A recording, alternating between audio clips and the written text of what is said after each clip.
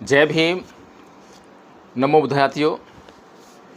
साथियों, भारत जो है रीति रिवाज, परंपराओं, त्योहारों, उत्सवों का देश है। भारत में ढेर सारे रीति रिवाज, परंपराएं और ढेर सारे उत्सव हैं। हर रोज़ एक नया उत्सव। आज हम हिंदुओं का एक पर्व जो कि रक्षाबंधन के नाम से प्रचलित है, उसकी समीक्षा करने का प्रयास करेंगे। क्या ये रक्षाबंधन का जो पर्व है एक कथा, कहानी, कल्पना, पाखंड, अंधविश्वास, आखिर सच्चाई क्या है? हालांकि किसी भी घटना को जिसको बहुत ही लंबा समय हो जाए तो उसकी जांच कर पाना बहुत मुश्किल हो जाता है, लेकिन फिर भी तर्क की दृष्टि से इस पर्व, इसकी कथा, इसकी कहानी या इसके पीछे जो कल्पना गढ़ी गई है उसकी जांच करने का प्रयास करेंगे। साथियों, कई कहानियाँ सुनने को मिलती हैं। एक कहानी प्रचलित है हिंदू रानी कर्णावती की, कि जब हिंदू रानी कर्णावती को रक्षा की आवश्यकता पड़ी तो उसने मुस्लिम शासक हुमायूं को पुकारा, उसको राखी भेजी और हुमायूं जो कि मुस्लिम था, जिसका भारत की संस्कृति, भारत के त्यौहार, उत्सव, रीति रिवाज, परंपराओं इनसे कोई लेना देना नहीं था, वह हिंदू रानी कर्णावती की रक्षा के लिए दौड़ चलाया। इसीलिए हिंदू लोग रक्षाबंधन का त्यौहार मनाते हैं। दूसरी कहानी महाभारत से जुड़ी हुई है। महाभारत में एक पात्र है शिशुपाल। शिशुपाल की माँ को कृष्ण ने वचन दिया कि वह शिशुपाल की 100 गलतियाँ माफ़ करेगा। राज्यसभा में जब शिशुपाल लगातार गलतियाँ करते जा रहा था और जब उसकी 100 गलतियाँ पूरी हो गईं तो कृष्ण ने अपने सुदर्शन चक्र से शिशुपाल की गर्दन काट दी। अब जब उंगली में सुदर्शन चक्र चलेगा तो घाव बनेगा, और जब घाव बना तो द्रौपदी ने अपनी साड़ी का पल्लू फाड़कर उसको उंगली पर लपेट दिया। तब कृष्ण ने जो है उसको उसकी रक्षा का वचन दिया, और जब द्रौपदी का चीरहरण हुआ तब कृष्ण ने उसको चीर प्रदान करके, यानी कि साड़ियाँ दे देकर उसकी रक्षा की। तब से रक्षाबंधन का त्यौहार प्रचलन में है। ये दूसरी कहानी है। एक तीसरी कहानी राजा बलि से संबंधित है। राजा बलि 101 यज्ञ पूरा करना चाहते थे और राजा इंद्र को ये घबराहट हुई, ये खतरा महसूस हुआ कि अगर राजा बलि ने 101 यज्ञ पूर्ण कर लिए तो उसका सिंहासन खतरे में पड़ जाएगा और उसका जो है तीनों लोकों पर राज कायम हो जाएगा। इसलिए उसने विष्णु से गुहार लगाई और विष्णु ने उसकी गुहार सुनकर राजा बलि के पास वेश बदलकर वामन का वेश बदला और वामन के वेश में राजा बलि के पास पहुंचा। और जब राजा बलि ने विष्णु को देखा, यानी जो वामन का भेष बनाकर आया था उसको देखा, तो उससे कहा कि भाई कुछ मांगो। वामन के वेश में विष्णु ने राजा बलि से 3 पग जमीन की मांग की। अब राजा बलि जो है बहुत बड़े दानी, इतिहास में उनकी दान की कहानी, जो दान का पराक्रम, दान की शौर्य गाथा बहुत मशहूर है, दान के लिए जाने जाते हैं। तो राजा बलि ने बिना कुछ सोचे, बिना कुछ विचारे वामन के रूप में आए विष्णु की यह मांग स्वीकार कर ली और कहा कि वह 3 पग जमीन नाप ले।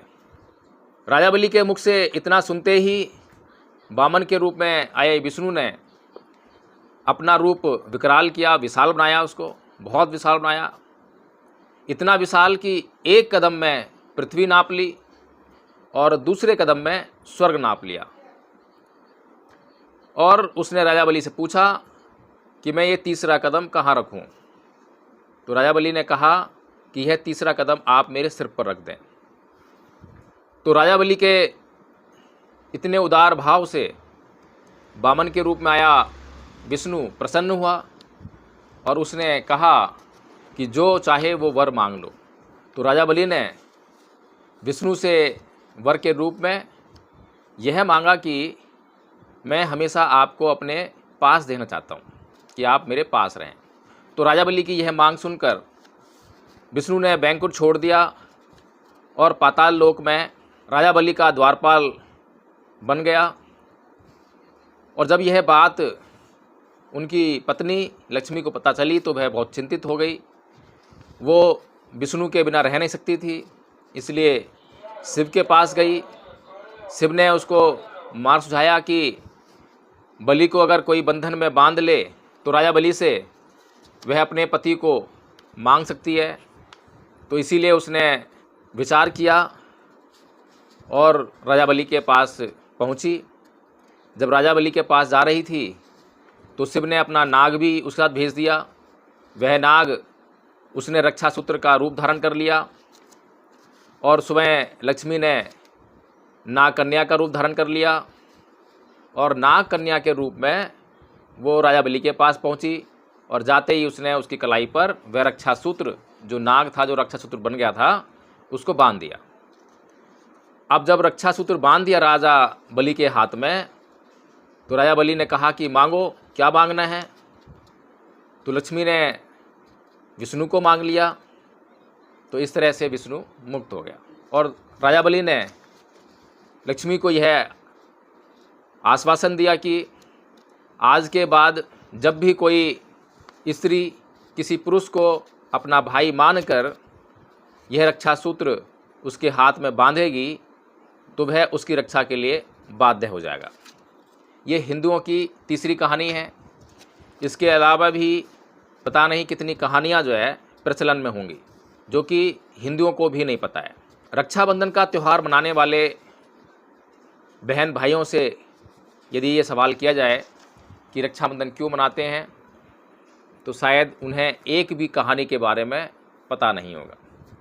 फिर एक बात यह भी निकल कर आती है तर्क के आधार पर, तर्क की दृष्टि से, कि क्या रक्षा का जो कर्तव्य है वह केवल भाई का है? क्या एक स्त्री की रक्षा केवल उसका भाई करता है?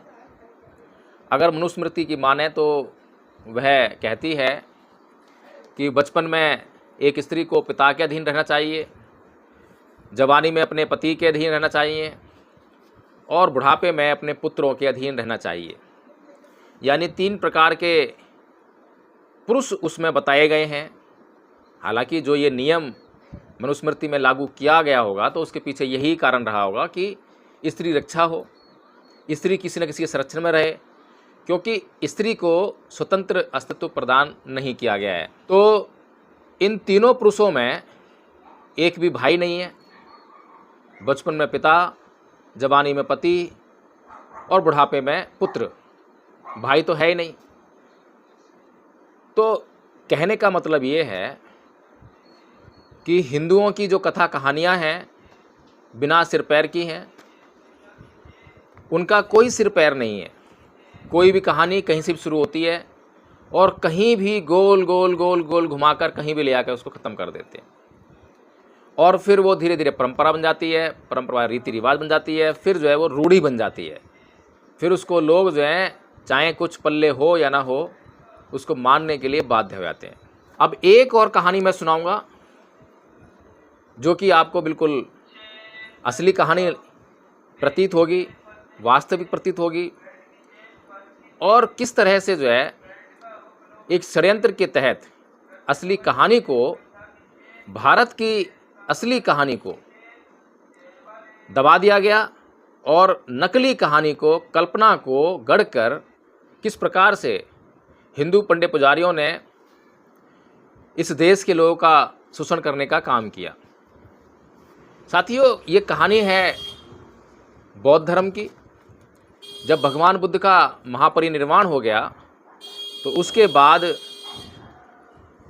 उनका जो एक शिष्य था, एक भिक्षु जिसका नाम सुभद्र था, उनके महापरिनिर्वाण के बाद बहुत ही आनंदित भाव से बोला कि अच्छा हुआ, पीछा छूटा, अब हमें कोई रोक टोक करने वाला नहीं है, अब हमें कोई यह कहने वाला नहीं है कि यह करो यह मत करो।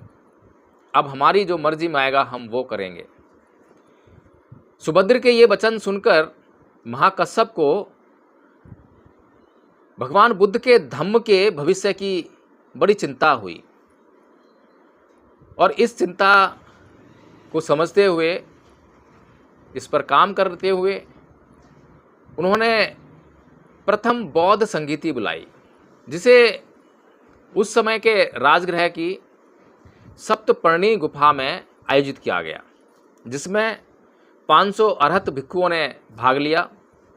उस समय 499 भिक्षु अरहत थे। एक जो आनंद, जो तथागत बुद्ध के सबसे निकट के सेवक थे, जो सबसे ज़्यादा उनके साथ रहे, वो तथागत के रहते अरहत्व को प्राप्त नहीं कर पाए थे। इसलिए संघ ने उन्हें मौका दिया कि वो अरहत्व को प्राप्त कर लें, ताकि वे भी इस संगीति का हिस्सा बन सकें, क्योंकि आनंद की उस संगीति में उपस्थिति बहुत ज़रूरी थी, क्योंकि वे ही थे जो भगवान बुद्ध के हर कदम पर उनके साथ चले। वे भगवान बुद्ध के मुख से कहे गए हर सूत्र के साक्षी थे, इसलिए उनकी उपस्थिति अपरिहार्य थी। और जब आनंद ने अरहत्व को प्राप्त कर लिया और वे 500 अरहत भिक्षुओं में शामिल हुए, और जब विनय पिटक का जो वाचन हुआ, संकलन हुआ, तो विनय पिटक का जो वाचन है वो उपाली नाई के द्वारा कराया गया। यानी कि भिक्षुओं ने एक एक करके विनय के सूत्र बोले, विनय के नियम बोले, और उन पर उपाली नाई ने अपनी मुहर लगाकर उनको अंतिम रूप प्रदान किया। और उसके बाद सुत्तपिटक का संकलन हुआ, यानी कि भगवान बुद्ध के मुख्य उपदेश, जिनसे मानव का कल्याण निश्चित है। इसकी जिम्मेदारी अरहत थेर महाथेर आनंद को दी गई। एक एक भिक्षु ने सूत्रों का वाचन किया और प्रत्येक सूत्र पर आनंद ने अपनी सहमति जताते हुए उस सुत्तपिटक का संकलन करने में बहुत महत्वपूर्ण भूमिका अदा की। इसके बाद जब ये संगीति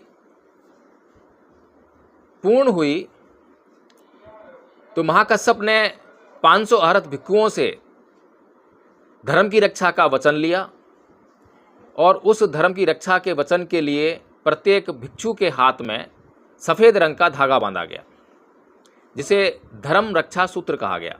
यह धर्म रक्षा सूत्र बौद्ध धर्म का प्रतीक बना,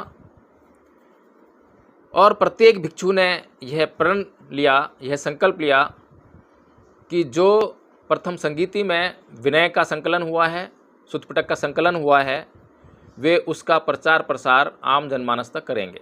यानी कि भगवान बुद्ध के धम्म को अब वे दूर दूर तक लोगों में प्रचारित प्रसारित करके उनका कल्याण करने का काम करेंगे। इस कहानी में किसी के निजी स्वार्थ के लिए कोई स्थान नहीं है। इस कहानी में संसार के कल्याण की कामना की गई है, और यह कहानी किसी चमत्कार की बात नहीं करती है कि कोई भाई को राखी बांध दी और जब भी बहन को जरूरत पड़ेगी तो वह वहाँ प्रकट होकर उसकी रक्षा करेगा। जैसा कहानियों में हुआ, श्री कृष्ण जी वहाँ सभा में उपस्थित नहीं है जहाँ चीरहनन हो रहा है, और श्री कृष्ण जी को याद आया या सपना आया, पता नहीं क्या हुआ, एकदम से वो राजसभा में उपस्थित होते हैं और द्रौपदी को चीरहनन से बचा लेते हैं। ऐसी कोई कहानी जो ये बौद्धों की कहानी है इसमें नहीं है। और जो हिंदुओं की कहानी है रक्षाबंधन को लेकर, उसमें मानव कल्याण कहीं पर भी नहीं है। मानव कल्याण के लिए कोई सूत्र नहीं है। इसके अलावा ब्राह्मण जो है जब यज्ञ करता है, कोई पूजा पाठ करवाता है, किसी को ब्राह्मण को घर बुलाकर जब कोई अपने यहाँ पूजा पाठ करवाता है, तो वो अपने यजमान के हाथ में जो कलावा बांधता है लाल कलर का, उसे रक्षा सूत्र कहते हैं। और वह रक्षा सूत्र का मतलब है कि यजमान जो है उस ब्राह्मण की रक्षा करने का वचन देता है। अब कैसी रक्षा, किस बात से रक्षा, किस लिए रक्षा, ये बहुत सारे सवाल हैं जिनके ऊपर हमें चिंतन मनन करना ही चाहिए। लेकिन क्योंकि हम लोग जो हैं मानव संस्कृति के लोग हैं, इसलिए हम सवाल नहीं करते, हम केवल मान लेते हैं। अभी जो बात कही, जितनी भी कहानियाँ, अभी रानी कर्णावती की कहानी लें तो रानी कर्णावती एक हिंदू महिला है और जिससे वह रक्षा की गुहार लगा रही है, वह मुस्लिम शासक है। क्या मतलब इसका कि जितने भी हिंदू पुरुष थे वो मर गए थे, ना राजपूत थे, ना क्षत्रिय थे, ना ठाकुर थे, ना ब्राह्मण थे, कोई नहीं बचा था, सारे मर गए थे। इसीलिए उसको जो है क्या नाम है, एक मुस्लिम शासक को राखी भेजकर अपनी रक्षा के लिए बुलाना पड़ा। सोचनीय विषय है कि कोई भी कथा कहानी भारत के लोगों में आप फैला दो, और आज तो वैसे भी जो गोदी मीडिया है, झूठा मीडिया, बहरूपिया मीडिया, वो कुछ भी फैला दे, लोग जो है उसको जो है यकीन करने लगते हैं। तो साथियों, अगर आप रक्षाबंधन का पर्व मनाने जा रहे हैं तो ये जो कहानियाँ हमने डिस्कस की हैं इन पर विचार कर लें, और विचार करने के बाद जो कहानी में आपको विश्वास लगे आप उस पर अमल करें। और सबसे अंतिम कहानी जो बताई, बौद्ध धर्म रक्षा सूत्र की कहानी, अगर उस पर आपको विश्वास आए तो प्रण लीजिए। आपको अपनी बहन के घर जाने की ज़रूरत नहीं है, उसके लिए आपको स्वयं से प्रण करना है कि मुझे मानव कल्याण के लिए, प्रत्येक मानव के लिए, उसमें सभी मानव लोग शामिल हैं, चाहे हिंदू हो, मुसलमान हो, ईसाई हो, सबका कल्याण उसमें समाहित है। सबके कल्याण के लिए इस धम्म का प्रचार प्रसार करना है। किस तरह से हिंदुओं ने बौद्धों के खिलाफ षड्यंत्र रचा, और बौद्धों का हर एक पर्व आप देखेंगे कि हिंदुओं के जितने भी पर्व हैं उन सब में बौद्धों के खिलाफ एक षड्यंत्र की बू आती है। उनके जो पर्व हैं उनके कोई और छोर नहीं है। जैसे कि दिवाली हिंदुओं का एक पर्व है।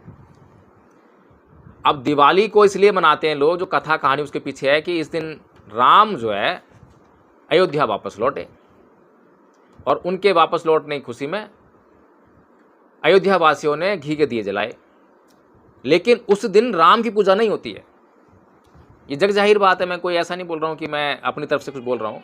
उस दिन राम की पूजा नहीं होती है, उस दिन लक्ष्मी की पूजा होती है, गणेश की पूजा होती है। तो इसलिए साथियों, हमें जो है अपने इस दिमाग का इस्तेमाल करना है और मानव की जो संस्कृति है उससे बाहर आना है, और जो जानों की बौद्ध संस्कृति है उसको समझना है।